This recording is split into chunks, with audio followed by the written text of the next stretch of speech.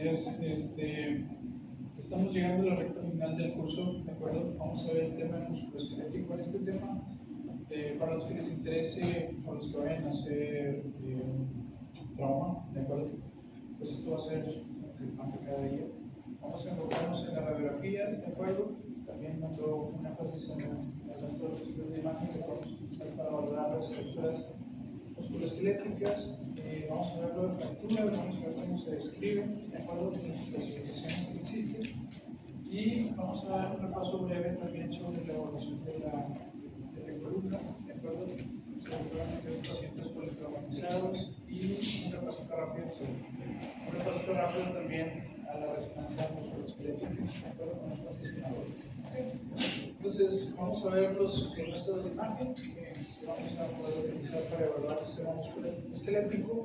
Vamos a hacer una pasada rápida sobre las fracturas, vamos a ver ejemplos, ¿de acuerdo? En la descripción nos tienen que identificar y describir los diferentes tipos de fracturas. Como les comentaba, vamos a ver la columna de abajo.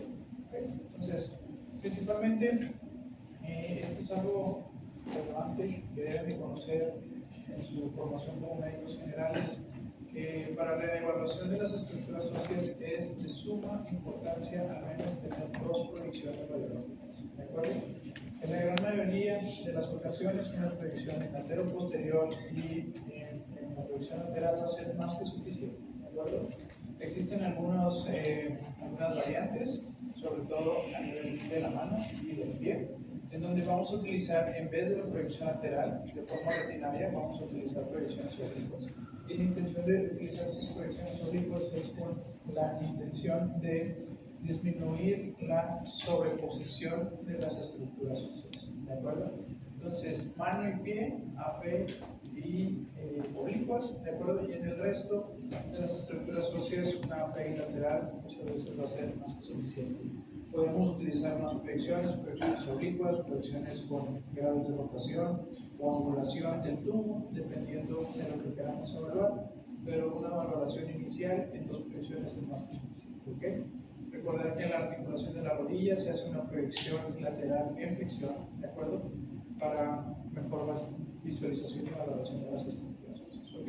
En la articulación de la muñeca también podemos hacer variantes con desviación radial o orbital, dependiendo de si queremos evaluar estructuras del campo. ¿De acuerdo? Y en la columna, aparte de la proyección antero-posterior y lateral, también hacemos proyecciones oblicuas con intención de ver los agujeros de construcción. Vamos a ver ejemplos más adelante. ¿De acuerdo? Pero recordar que manos y pie, las proyecciones longitudinales son oblicuas.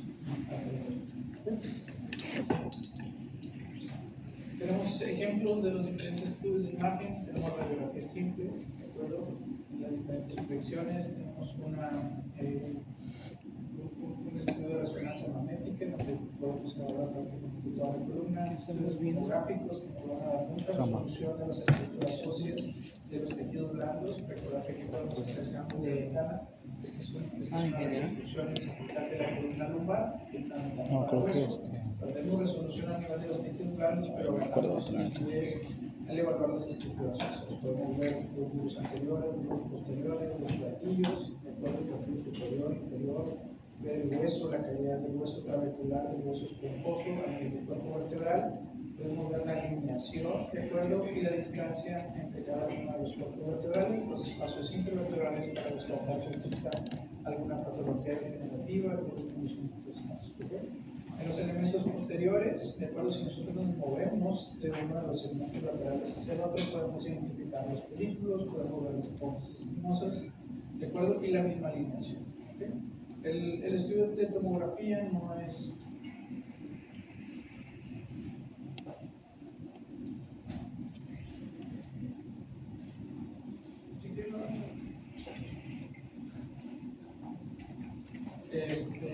La tomografía nos va a quedar corta para hacer evaluaciones tanto de las estructuras propiamente del canal raquídeo, pero la resonancia magnética va a ser el estudio de lesión, como lo vimos en la clase pasada, para evaluar tanto el cordón medular como las raíces nerviosas y el saco. ¿Okay?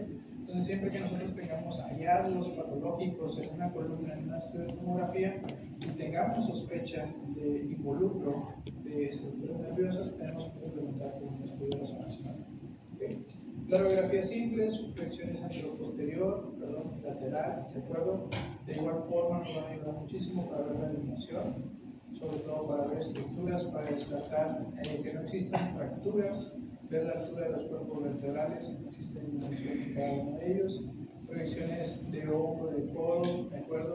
Con diferentes angulaciones en diferentes proyecciones para tratar de descartar procesos de trazo de fractura o de pérdida de la congruencia articular en aquellos pacientes que sufren traumatismos y que pueden llegar a tener una luxación. ¿Okay?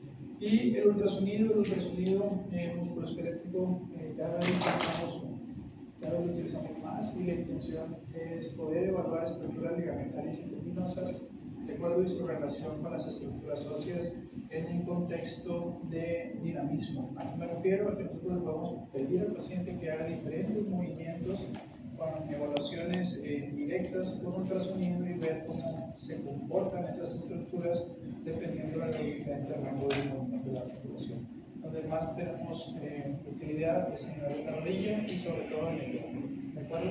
Para evaluar lesiones del manguito lateral. Muy bien. Una fractura la vamos a describir con una pérdida de la continuidad, ¿de acuerdo? Una ruptura estructural de la continuidad de las corticales óseas. Y existen diferentes tipos de fractura, ¿de acuerdo? Cuando nosotros evidenciamos de forma directa la disrupción de la cortical, pues con el diagnóstico no lo tenemos. Pero existen algunos trazos de fractura que pueden ser difíciles de valorar o visualizar en las diferentes proyecciones radiográficas, ¿de acuerdo? Entonces tenemos algunos signos indirectos que nos pueden ayudar para sospechar de que existen trazos de fractura ocultos o no fácilmente visualizados. ¿Okay? ¿Cuáles son esos signos? Pues vamos a tener un aumento de volumen de los tejidos blandos, ¿de acuerdo? Podemos tener un borramiento de los mismos por el edema que va a estar condicionando el trazo de fractura. En algunas ocasiones podemos llegar a tener agrupamientos del espacio articular y esto traducirse en presencia de líquido o de la rama articular, y en algunos casos en donde la fractura no es tan reciente o ya pasaron algunas semanas, no se ha diagnosticado, podemos incluso encontrar datos de reacción perióstica donde nos habla del proceso de consolidación del mismo hueso. ¿De acuerdo? Entonces, estos son los datos indirectos que podemos encontrar y las fracturas las podemos dividir, son fracturas completas o incompletas. ¿De acuerdo? En caso de fractura completa se refiere a que las corticales están totalmente rotas. Y en pacientes pediátricos podemos llegar a tener estas variantes de fracturas incompletas. De acuerdo, la elasticidad ósea en pacientes pediátricos permite que se puedan llegar a tener rupturas incompletas de las corticales óseas, que ahorita vamos a ver ejemplos, y podemos llegar también a tener representación de fracturas patológicas. La fractura patológica se refiere a que existe un trazo de fractura en un hueso que tiene una lesión, y esa lesión puede ser benigna, como un quiste óseo, o puede ser maligna, como una lesión lítica de metastásica. ¿De acuerdo? Ambas, independientemente de la etiología de la lesión subyacente, se consideran fracturas patológicas. También podemos tener fracturas por abulsión, por arrancamiento, sobre todo en el sitio de inserción de estructuras tendinosas y ligamentarias, y fracturas por impactación, donde existe una fuerza de compresión sobre el hueso y podemos llegar a tener zonas de depresión o de compresión del tejido óseo espumoso. ¿De acuerdo? Las fracturas conminutas se refieren a que existen más de dos fragmentos óseos, ¿de acuerdo? Con múltiples trazos de fractura, y podemos tener estas subvariedades, ¿de acuerdo? Y las fracturas por estrés. Fracturas por estrés, en donde tenemos traumatismos repetitivos de baja intensidad que terminan generando una fractura del hueso clavicular, ¿de acuerdo? Entonces, vamos a llegar a tener toda esta variedad de fracturas, y la configuración, o al momento de que nosotros hagamos descripción del hallazgo radiológico, las podemos englobar en tipos, ¿de acuerdo? Si son con un trazo en orientación transversa, si son trazos oblicuos, si son trazos espirales, ¿de acuerdo? Es importante que nosotros hagamos una definición en dónde se localiza el trazo de fractura. Está la diáfisis de los huesos largos, está la epífisis, la metáfisis, y en pacientes pediátricos, si afectan o no al cartílago de crecimiento, tenemos una clasificación que se llama salternares, que es importante que la conozcan y que la vamos a ver. ¿Okay? Ya que nosotros identificamos el trazo de fractura, hay que describir cómo están esos fragmentos, ¿de acuerdo? Si están en una correcta alineación cortical, si tienen una correcta posición, si tienen datos de rotación o si tienen separación entre los fragmentos, que eso es el concepto de la extracción, ¿de acuerdo? Entonces, la relevancia que nosotros hagamos esa evaluación es con la intención de ver qué tipo de tratamiento se le puede ofrecer al paciente, con sus fracturas, con simplemente inmovilizarlas. Vamos a tener una buena consolidación siempre y cuando tengamos una buena alineación a posición de los fragmentos no están rotados, y en aquellos trazos de fractura más complejos donde perdamos o no tengamos una adecuada alineación, ya van a ser tratamientos incluso quirúrgicos con colocación de material de osteosíntesis, placas y tornillos de fijación.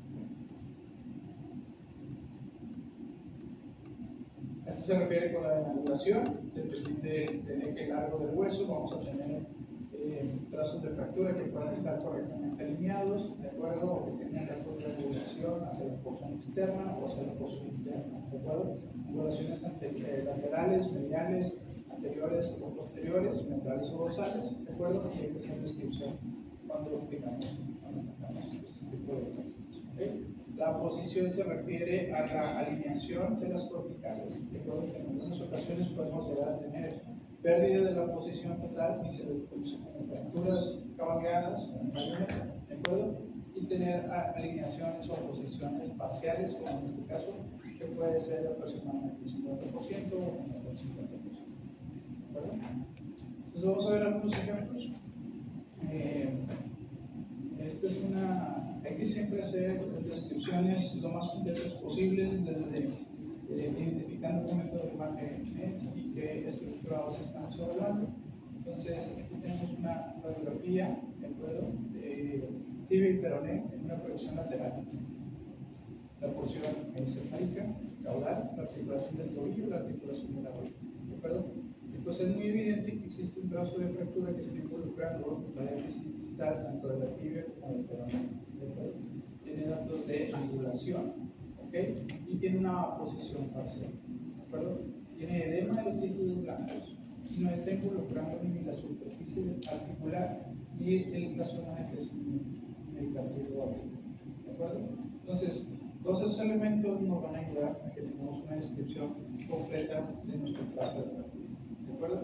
Y en base a eso, muchas veces el médico va a tomar decisión de tratamiento que luego proceda a este tipo de pacientes, ¿okay? Entonces, trazo de fractura completo con un sentido transversal del mismo, ¿de acuerdo? Con datos de angulación posterior, o sea, el vértice del trazo de fractura posterior, tiene una posición parcial dentro del momento de ¿de acuerdo? Aquí tenemos otra radiografía, es una radiografía antero-posterior y lateral, ¿de acuerdo? Medio oblicua, del antebrazo, donde podemos identificar la articulación del codo. Vemos el radio, vemos el cúbito, ¿de acuerdo? Vemos el edema de tejidos blancos. Este paciente tiene algún material de lo que le intentaron de fijar, por eso tenemos esta representación en la imagen, ¿okay? Vemos el edema de los tejidos blancos, el aumento de volumen, vemos los espacios y superficies articulares a nivel de la articulación del codo que están preservados, ¿de acuerdo? Vemos el número distal que está normal, vemos la articulación de la muñeca en sus espacios y sus superficies articulares preservadas, y vemos un trazo de fractura transversal completo a nivel de la diáfisis del banco, ¿de acuerdo? A diferencia del caso anterior, este paciente no tiene aposición de los fragmentos, ¿de acuerdo? Entonces son fracturas que se consideran con cabalgamiento, ¿de acuerdo? ¿Por qué? Porque el hueso está sobrepuesto los fragmentos fracturarios, ¿de acuerdo? Y tienen un acortamiento del hueso. Entonces estos pacientes necesitan mayor grado de manipulación de la fractura para tratar de hacer un acomodo de los fragmentos y alinearlos, ¿de acuerdo? Entonces, es un trazo de fractura completo con datos de caballamiento a nivel de la diáfisis de la.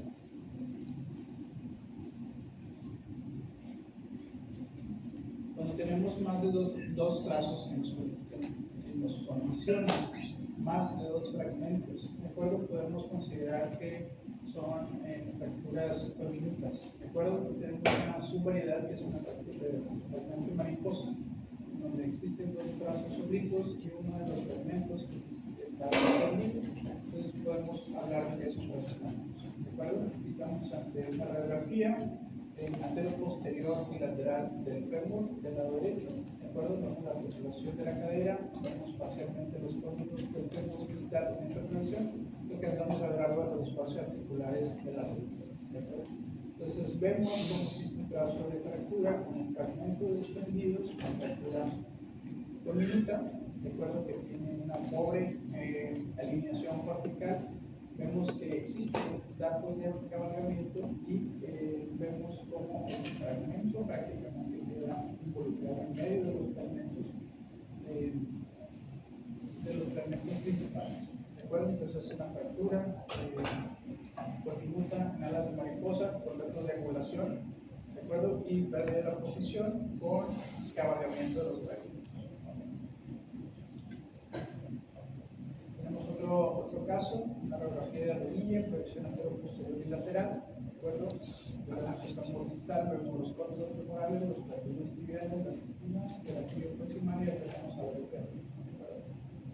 Identificamos en la proyección antero-posterior cómo existe una imagen radiolúcida e irregular con una orientación oblicua, que si nos vamos a la proyección lateral, identificamos que es un trazo de fractura anterior, ¿okay? Y que tiene pérdida de la alineación con datos de angulación, ¿de acuerdo? Existe un importante edema en los tejidos blancos, ese edema lo vamos a ver con un aumento de la opacidad de los mismos condicionados por líquido inflamatorio, ¿de acuerdo? Y que muchas veces nos van a condicionar un aumento de volumen de los tejidos blancos al compararlo con los espacios adyacentes, ¿de acuerdo? Entonces, son trazos de fractura, que una proyección antero-posterior pareciera que está totalmente alineada, pero que si nosotros ya le evaluamos en una proyección lateral, identificamos que están angulados y con pérdida de la posición, ¿de acuerdo? Siempre en la radiografía de rodilla es importante evaluar también la rótula, ¿de acuerdo? Muchas veces la rótula puede estar luxada o subluxada, ¿de acuerdo? Incluso puede tener trozos de fractura que en ocasiones es difícil de identificar las proyecciones habituales de la y tenemos otra radiografía de un paciente, es una proyección antero-posterior de la muñeca, identificamos el radio, de acuerdo, el punto distal, vemos las estructuras del carpo y observamos trazo de fractura minuta, de acuerdo, a nivel del radio distal con desplazamiento de fragmentos óseos y datos de angulación con una posición parcial. En este caso vean cómo existen datos de impactación, ¿de acuerdo? Este fragmento, este pico óseo prácticamente se está introduciendo en el fragmento distal, ¿de acuerdo? Entonces son pacientes que necesitan muchas veces maniobras para volver a acomodar alinear esas corticales, ¿de acuerdo? Y cuando son fracturas con múltiples fragmentos, pues prácticamente el traumatólogo tiene que hacer un procedimiento quirúrgico para ir a tratar de fijar con elementos de osteosíntesis todos esos fragmentos y que el paciente pueda tener una adecuada consolidación de las estructuras óseas. Sí, también puede ser en alas de mariposa, ¿de acuerdo? Sobre todo si estamos viendo este fragmento o este otro, ¿de acuerdo? También se puede considerar una alas. Acuérdense que cuando tengamos más de fragmentos ya se consideran como. Las fracturas por depresión o por compresión es cuando existen fuerzas, ¿de acuerdo? En el eje longitudinal o largo del hueso, que condicionan una compresión del hueso esponjoso y nos pueden deprimir las superficies articulares, ¿de acuerdo? En la tibia, en los perfiles tibiales es frecuente observar fracturas por depresión, ¿de acuerdo? Que involucran las superficies articulares a nivel de la rodilla. Entonces aquí tenemos un ejemplo de una fractura por compresión. Tenemos un recorte, una radiografía, una proyección antero-posterior que involucra la rodilla y una proyección lateral, ¿de acuerdo?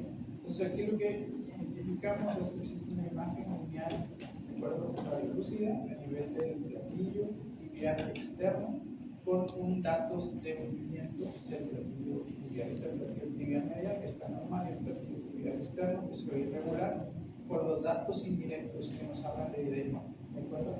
Edema a nivel óseo y a nivel de los tejidos blandos que nos van a facilitar identificar las fracturas. ¿Okay?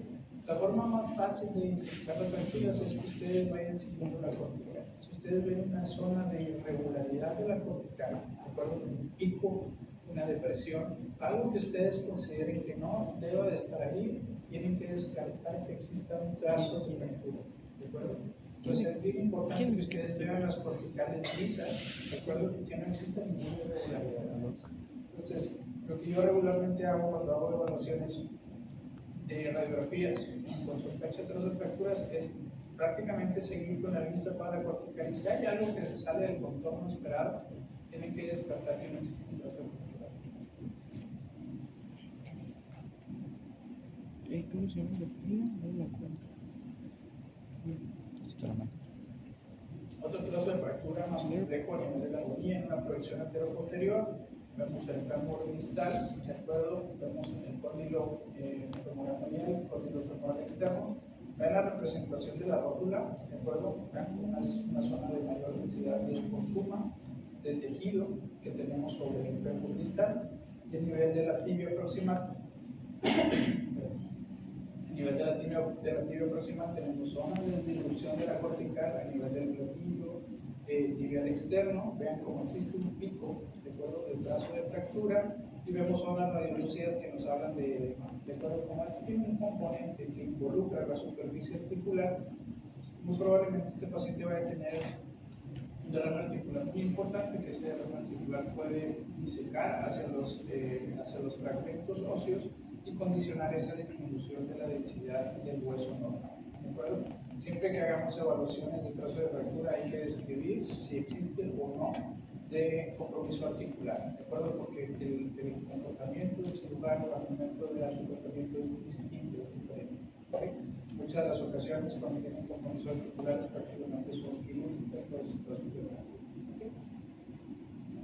Otro dato importante es que acá tenemos un aumento del espacio entre la tibia y el peroné que nos puede hablar tanto de un trazo de fractura a nivel más distal del peroné como de lesión de las membranas tibioperoneas, ¿de acuerdo? Entonces son pacientes que tienen inestabilidad articular por el hecho del trazo de fractura que involucra superficies articulares, ¿de acuerdo? Y que pierde estabilidad articular de los huesos adyacentes. ¿Okay? Eso también sucede mucho a nivel del tobillo. Cuando vean un tobillo y ustedes vean un trazo de fractura a nivel de la tibia distal, el peroné está desplazado dentro del peroné distal, sospechen de que pueda haber un trazo de fractura a nivel de la diáfisis del peroné o que exista una disrupción, una ruptura de la membrana tibioperonea. Son fracturas que se consideran inestables y los pacientes necesitan procedimientos quirúrgicos para aplicar.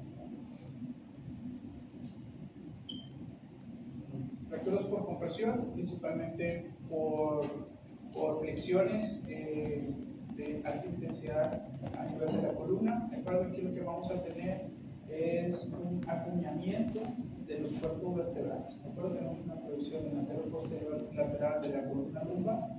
De acuerdo, podemos identificar dónde sale la última costilla. Suponemos que este es T12, podemos empezar a contar el 1, 2, 3, 4, y esta es la quinta vértebra lumbar, que es lo mismo, lo vemos en la proyección lateral, la quinta, cuarta, tercera, segunda, primera, y en T12 vemos que existe un acuñamiento anterior, ¿de acuerdo?, del cuerpo vertebral con un fragmento desplazado en el margen antero superior del cuerpo vertebral, ¿de acuerdo? Muchas veces estos tipos de fracturas por compresión ocurren en pacientes adultos, en donde ya la calidad de hueso está totalmente disminuida, que tienen osteopenia o ya tienen datos de osteoporosis y con fragmentos, con traumatismos que a veces no ameritan ni siquiera que se pudieran fracturar, ya por eso tener una calidad ósea disminuida condiciona la aparición de este tipo de fracturas. ¿Okay? Siempre hacer evaluaciones en las dos proyecciones, ¿de acuerdo? A veces en la proyección anterior y posterior se nos pueden pasar evidentemente sutiles como esta fractura por compresión, pero que es mucho más evidente si las evaluamos en una proyección lateral y varios años, ¿de acuerdo? Probablemente estemos teniendo un fragmento que sobresale un margen del fragmento.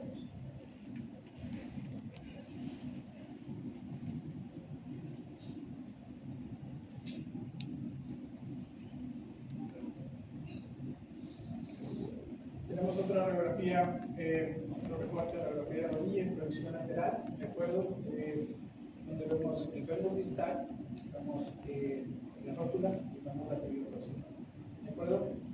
Mucho depende de la forma en que se adquirieron las imágenes para tener una buena alineación de las estructuras. O sea, si son pacientes politraumatizados con sospecha de fractura, muy probablemente van a tener mucha limitante de movimiento al momento de posicionarlos para tomar la radiografía. Pero lo importante es que nosotros identifiquemos las estructuras, podemos identificar cómo uno de los cóndilos sobresale del otro, ¿de acuerdo? Y eso pudiera ser porque existe una pequeña rotación, ¿de acuerdo? Entonces podemos identificar el margen de uno de los cóndilos, el margen del otro, ¿de acuerdo? El margen anterior de uno y el otro y ver la relación que tienen con la rótula. La rótula podemos identificar su polo superior, su polo inferior, su superficie articular, ¿de acuerdo? Incluso podemos ver los tejidos blancos donde viene la inserción del cuádriceps y ver la inserción del tendón de la auricular, ¿de acuerdo? Si nosotros identificamos aquí la tibia proximal, vemos que existe un fragmento, ¿de acuerdo? Donde sobresale del margen esperado de los pliegues tibiales, ¿de acuerdo? Y esta es una representación de una fractura por abulsión. Este es el sitio, aquí en el margen posterior de los pliegues tibiales, en la porción intermedia, donde se inserta el ligamento cruzado posterior, ¿de acuerdo? Incluso hay pacientes que por tener sus mecanismos de lesión tan importantes pueden llegar a tener arrancamiento del fragmento óseo, tener integridad del ligamento, pero el hueso es el que cede y es por eso que se dan fracturas por arrancamiento o fracturas por abulsión, ¿de acuerdo? Y todo esto se detiene. Esto se detiene como debe haber planos grasos normales, ¿de acuerdo? Y esto de aquí ya está considerado.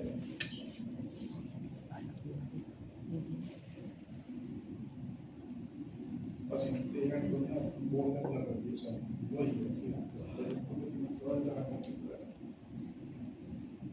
en pacientes pediátricos es bien importante recordar que tenemos los cartílagos de crecimiento y no confundirlos con trazos de fractura.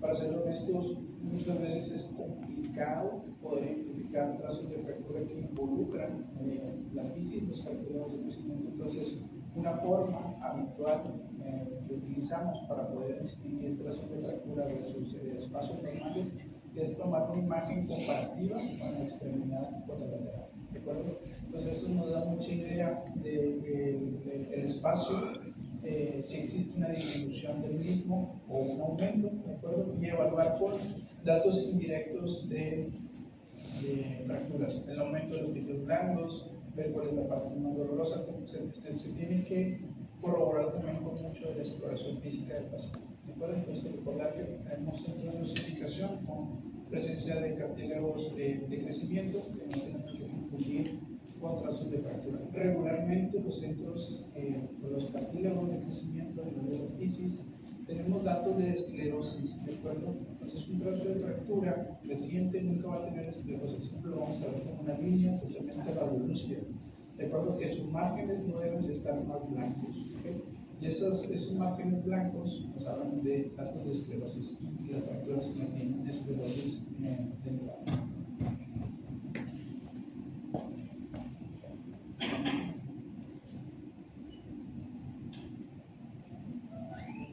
Esta es la clasificación del Salter-Harris, esta es importante que la conozcan, ¿de acuerdo? Y lo que hace es referencia del involucro del cartílago articular. En tipo 1 lo que tenemos es un desplazamiento, muchas veces lateral, o de disrupción del cartílago articular, que es complejo de ver, muchas veces es por clínica y por hallazgos sutiles en la radiografía.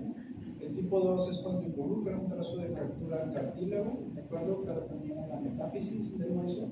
Y el tipo 3 es cuando involucra el cartílago y a la epífisis. El 4 cuando involucra epífisis y metáfisis junto con el cartílago de crecimiento. Y el tipo 5 es cuando existe una compresión del espacio del cartílago de crecimiento. ¿De acuerdo? Es importante que lo conozcan. Preguntas que te vienen en el tema siempre de Salter-Harris. ¿De acuerdo? Esta es una radiografía de un cuadro pediátrico, una proyección Salter-Harris. ¿de acuerdo? Identificamos una disrupción, ¿de acuerdo? De la cortical, tenemos una imagen radiolúcida a nivel del número distal con datos de angulación. Un dato importante siempre que evalúen codos pediátricos es que tenemos signos de cojimientos grasos. Los cojimientos grasos se refieren a que existe un aumento del líquido articular, que muchas veces es hematosis, es sangre que está derramada en la articulación, nos hace una elevación de los cojimientos grasos.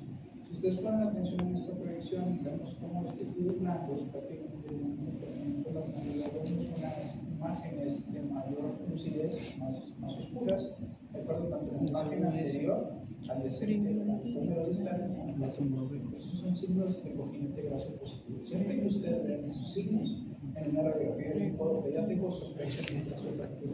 Muchas veces estas fracturas se consideran fracturas ocultas, ¿de acuerdo? Son pequeñas, no tienen tanto desplazamiento y se nos puede pasar el diagnóstico fácil. Entonces, siempre observar los tejidos blandos en el codo pediátrico.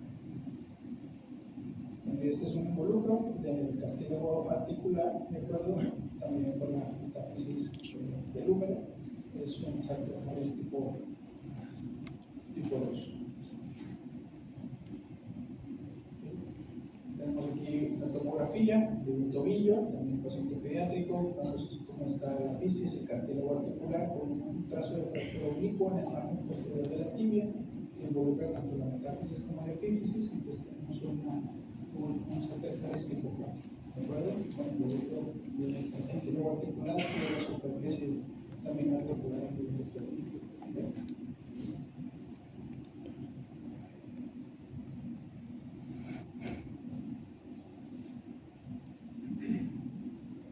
Pacientes pediátricos podemos llegar a tener trazos de fractura incompletos, ¿de acuerdo? Esos trazos de fractura incompletos, como les comentaba al principio de la clase, es cuando existe nada más fractura de una de las corticales, ¿de acuerdo? Que tenemos un antebrazo pediátrico donde identificamos el cúbito y vemos el radio, ¿de acuerdo? El radio tiene un trazo de fractura completo transverso con datos de angulación. Y el cúbito tiene un trazo de fractura incompleto que únicamente involucra una de sus corticales y también tiene datos de angulación. ¿De acuerdo?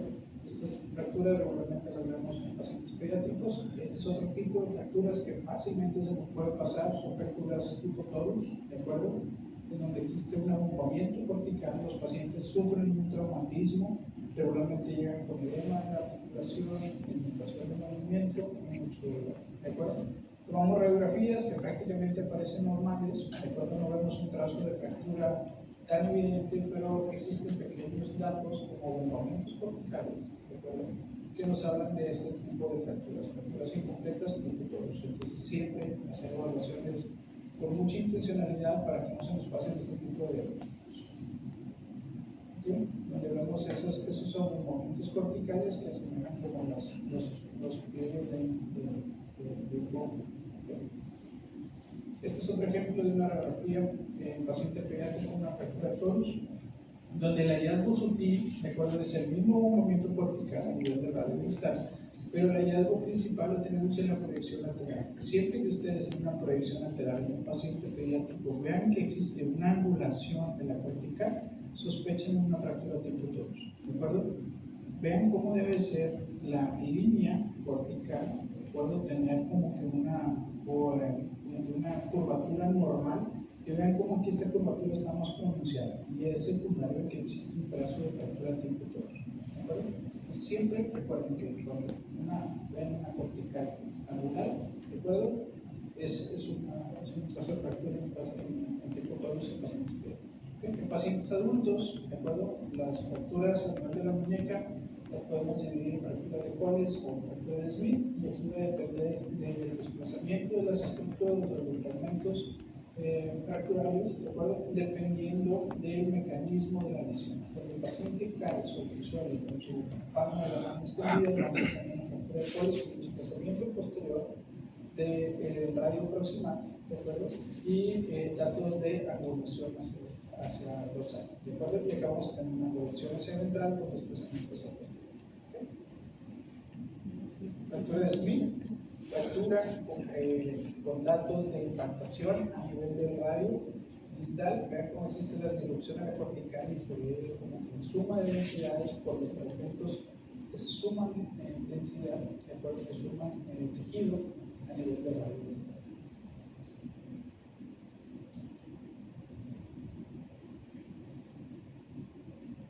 Y la fractura de coles, pues sucede lo contrario. El paciente cae con la palma de la mano abierta, ¿de acuerdo?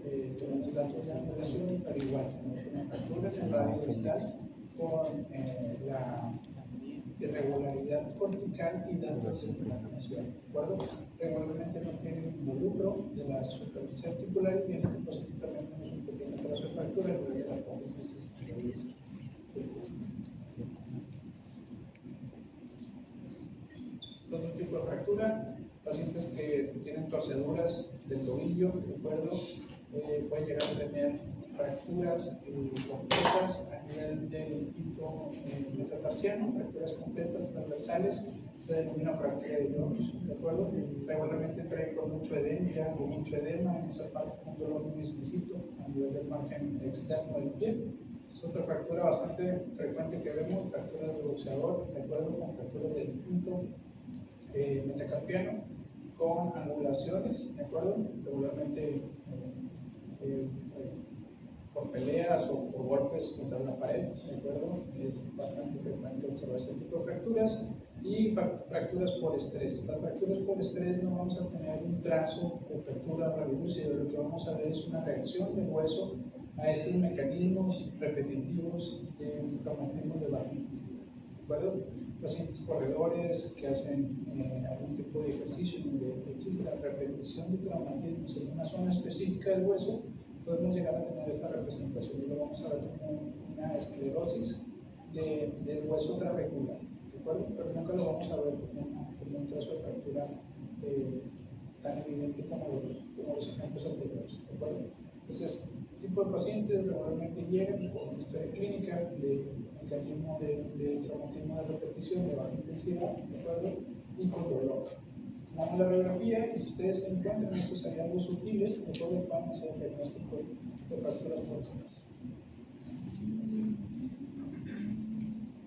Pacientes con traumatismos de alta intensidad, choques automovilísticos, volcaduras y demás, siempre hay que valorar la estabilidad de la pelvis. ¿Okay? Este paciente tenemos un escanograma de una tomografía, una reconstrucción en tercera dimensión de una imagen inicial, un estudio simple donde vemos una separación a través de la síntesis de fluidos, se le llama diástasis, ¿de acuerdo? Entonces, esta diástasis regularmente está condicionada por una pérdida de la estabilidad posterior de la pelvis, donde tenemos que ir a identificar y descartar que no existen trazos de fractura. Pues aquí a nivel del sacro vemos que existe un trazo de fractura importante, ¿de acuerdo? En el margen anterior, que muchas veces va a condicionar zonas de hematomas o de colecciones hemáticas a nivel de presacro, ¿de acuerdo? Y que pueden llegar a ser tan importantes que pueden mucho tipo de. Entonces, siempre con estabilidades de la pelvis, no duden en sugerir un estudio de tomografía para hacer evaluaciones más completas de trazos de fractura. También fracturas de fémur tienden a sangrar muchísimo, ¿de acuerdo? Entonces, no las dejen así como que a la S va. Son fracturas que los pacientes pueden caer en tipo por el grado de sangre. La tomografía va a tener mucha utilidad también para evaluar sobre todo estructuras óseas pequeñas como a nivel del cráneo. ¿Okay? Entonces aquí estamos en una reconstrucción coronal, en corte axial y en sagital, una tomografía de muñeca donde vemos un trazo de fractura en el nivel del escafoides, ¿de acuerdo? Puede ser que el escafoides tiene un aporte sanguíneo medio curioso en donde podemos llegar a tener zonas de necrosis avascular por el simple hecho de tener fracturas y con eso tener una limitante de movimiento de la articulación de la muñeca. Entonces es importante hacer evaluaciones completas para descartar casos de fractura. Siempre que ustedes sospechen de una fractura del escafoides, pidan proyecciones de muñeca en proyección anteroposterior con angulaciones, tanto mediales como puntales, con la intención de evaluar bien el escafoides y también los pacientes enfermos. La reconstrucción en 3D de la misma imagen, de acuerdo con el mismo trazo de fractura de las herramientas. ¿Dudas? ¿Preguntas? Sí. La de Colles es una fractura en donde paciente se cae con su mano abierta, ¿de acuerdo?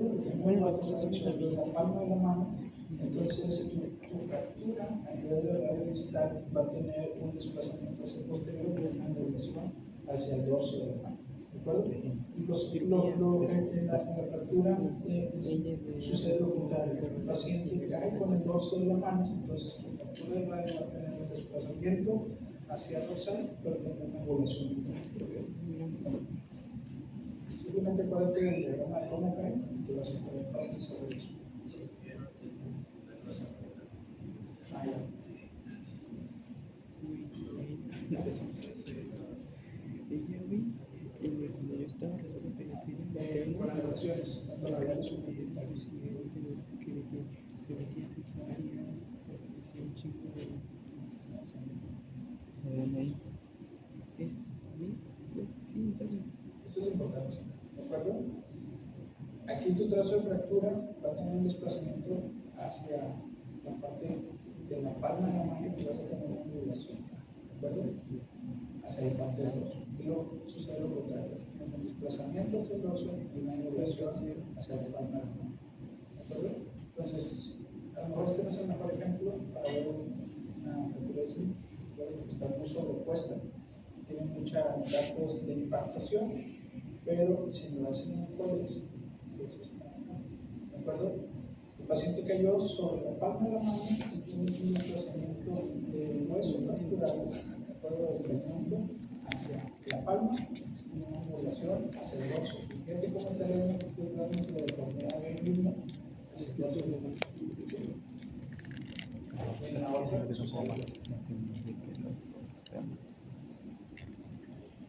Pues anato, de hueso. vamos a verlo de la columna rápida, sobre todo la columna cervical. Aquí es muy importante que los pacientes tienen cervical que secundario a un traumatismo descartar que no existe inestabilidad de la columna, ¿de acuerdo? Entonces las proyecciones que debemos de solicitar son proyecciones anterior, posterior y lateral, ¿de acuerdo? Con intención de ver la alineación de las estructuras óseas y descartar brazos de fractura o datos de inestabilidad, ¿de acuerdo? Entonces, en una radiografía anterior-posterior podemos identificar prácticamente los cuerpos vertebrales, las transversas, las aportes espinosas, ¿de acuerdo? Y poder evaluar la alineación de las estructuras. Una proyección con boca abierta, la intención es quitar la sobreposición de estructuras del macizo facial y poder nosotros hacer una evaluación del atlas con sus cuerpos o sus masas laterales y la relación que tienen con la apófisis o deltoides, ¿de acuerdo? Existen medidas que nos deben de sobrepasarse para hacer una correcta evaluación y poder nosotros descartar que no existan lesiones ligamentales en el complejo alar, ¿de acuerdo? O que no existen trazos de fractura. ¿Okay? Entonces es una proyección que podemos utilizar siempre y cuando no tengamos una tomografía, ¿de acuerdo? Porque si tenemos sospecha de una inestabilidad de la articulación de atlas y axis, estamos obligados a solicitar una tomografía y ver el compromiso del órgano. ¿Okay? La proyección en lateral es la más importante para hacer evaluaciones de la columna cervical. Tenemos que evaluar la altura de los cuerpos vertebrales, ver la alineación. Para poder valorar la alineación tenemos diferentes líneas. Tenemos una línea vertebral anterior que se traza por el margen anterior de todos los cuerpos vertebrales. Esta no debe tener ningún escalonamiento. También tenemos la línea vertebral posterior, ¿de acuerdo? Tenemos la espinolaminar que se trata de, o que se traza para tratar de unir todas las láminas, ¿de acuerdo? Y tenemos otra cuarta línea que va por las apófisis espinosas, ¿de acuerdo? Esas líneas tienen que estar con angulaciones más o menos preservadas y lo más importante es que descartemos escalonamientos de esas líneas, ¿ok? En una proyección lateral, C1 lo vamos a poder identificar porque vamos a ver su apófisis espinosa, ¿de acuerdo? Pero no representado por un cuerpo vertebral. Acuérdense que C1 es una vértebra que tiene sus masas laterales, pero no tiene propiamente un cuerpo vertebral. Entonces, no confundirlo, este es C1, C2, de donde vamos a ver que nace la apófisis odontoides, Y a partir de aquí podemos empezar a contar nuestras 7 vértebras cervicales por medio de la salida. ¿Okay? En algunas ocasiones podemos llegar a pensar que este es cero, ¿no? ¿De acuerdo? Y acordarse que está basado. Este es un ejemplo de un paciente politraumatizado con una fractura de cuerpo vertebrales y datos de inestabilidad cervical. Recuerdo que si nosotros vemos la imagen a la izquierda de la pantalla, a golpe de ojo, pues como que no te llama nada. O sea, dice 1, 2, 3, 4, 5, 6, 7. Si le pones un poquito de atención, esto está como que alterada la morfología, de acuerdo con el estiramiento.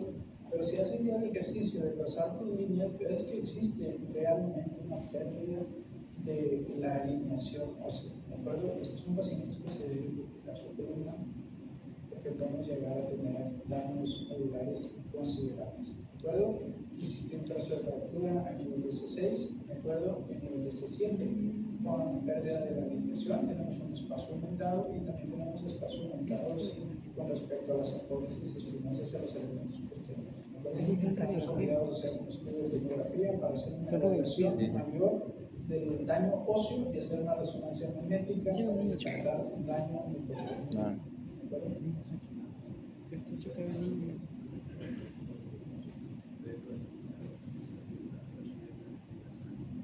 Que no se ve nada ahí. Estas son las medidas que regularmente utilizamos para hacer evaluaciones de la columna. ¿De acuerdo? Aquí un ejemplo de los espacios entre el atlas y el margen anterior del axis de la forza santoides, que debe ser aproximadamente 1 milímetros. Cuando exista un aumento de ese espacio, tenemos que descartar que no existan lesiones en los complejos ligamentarios a nivel de C1 y C2. ¿De acuerdo? Las reconstrucciones multiplanares en la tomografía son de muchísima utilidad, ¿de acuerdo? Para hacer ese tipo de evaluaciones, para ver la alineación, para ver trazos de fractura pequeños que no están desplazados. ¿De acuerdo? Entonces, siempre que tengamos pacientes con sospecha de lesión de la columna, tenemos que solicitar tomografías para evaluar estructuras óseas, y cuando tengamos sospechas de lesiones nerviosas del sistema nervioso, tenemos que solicitar estudios de resonancia. Son los cuales estándar para hacer el diagnóstico de cada una de estas lesiones.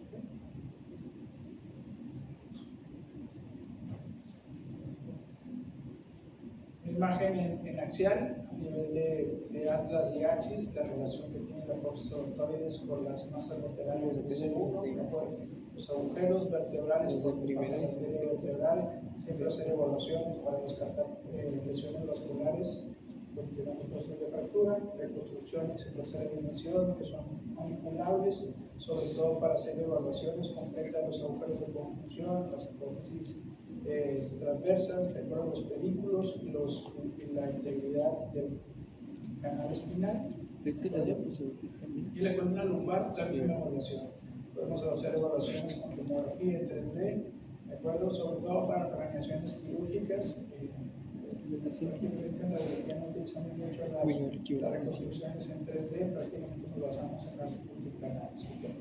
En tomografía de columna lumbar, ver la altura de cuerpos vertebrales, su muro anterior y posterior, los espacios intervertebrales, de acuerdo a los elementos posteriores, con la integridad del diámetro del canal raquídeo para descartar patología a este nivel. Esta es una imagen del cuerpo vertebral, segmentos posteriores, vemos algo de las láminas y de la apófisis espinosa, y ver el diámetro que debería tener este canal espinal por los accesos laterales y que salen las raíces. ¿De acuerdo? Siempre es importante evaluar los estimulantes adyacentes, que muchas veces nos pueden dar información sobre procesos de edema o de inflamación local. ¿De acuerdo? Este paciente es una radiografía anteroposterior y lateral de la columna lumbar, es un paciente ya con cambios degenerativos, tiene una disminución de la densidad del hueso, por tanto de esclerosis subcondral en los platillos de los cuerpos vertebrales, y aquí vemos una pérdida de la dimensión, ¿no? Como existe un escalonamiento, tenemos una línea continua a nivel de los márgenes posteriores, y aquí existe un escalonamiento. Esto se le llama una espondilolistesis, ¿de acuerdo? Que puede ser anterolistesis o retrolistesis, y dependiendo del grado de desplazamiento anterior, nosotros la podemos clasificar, ¿de acuerdo? Si es un grado 1, de aproximadamente 25, un grado 2, del 50% de desplazamiento anterior, grado 3, ¿de acuerdo? O si está totalmente desplazado, ¿ok? Muchas veces estos pacientes sufren de lumbalgia crónica, ¿de acuerdo? Por disminución de los agujeros de conjunción debido a la pérdida de la alineación secundaria a estos desplazamientos de los cuatro vertebrales. Es más frecuente verlos a nivel lumbar.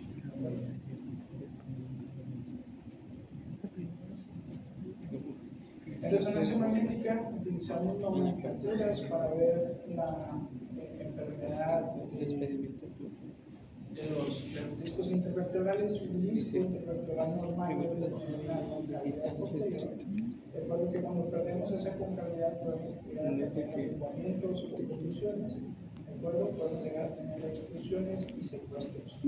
¿Ok? Entonces es importante hacer las evaluaciones y la nomenclatura correcta de los diferentes, de la patología del disco intervertebral y la localización, porque dependiendo de la localización van a ser los síntomas que este paciente tiene. Si nosotros tenemos un abombamiento irregular, una distribución de la emergencia de la raíz en el lado izquierdo, pues vamos a tener una radiculopatía izquierda.